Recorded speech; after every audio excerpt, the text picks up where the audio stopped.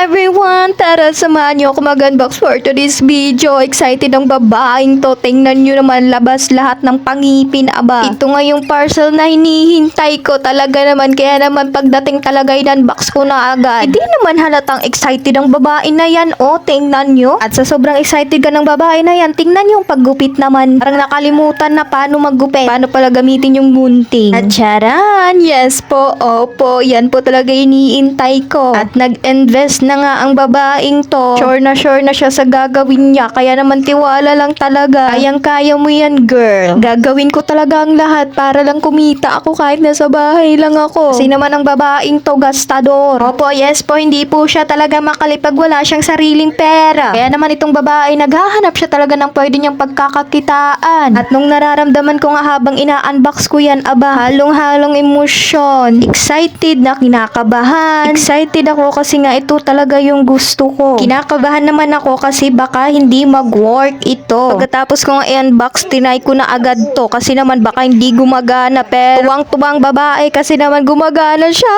At sobrang excited ko nga kaya naman pina-assemble ko na talaga sa asawa ko. At nakabantay pa nga ang babae na yan sa sobrang excited. Dating talaga sa mga parcel na dumadating na merong ina-assemble, wala talaga ako maiaambag dyan kundi manggulo lang at mangingat. At thank you pala sa dalawang shop na ito. Sobrang saya talaga ng babaeng to. Thank you Lord talaga sa lahat-lahat. Lalo ko pang sisipagan talaga. Kaya naman sana maging successful na ang babaeng to. Sana maging successful ako sa gagawin kong to.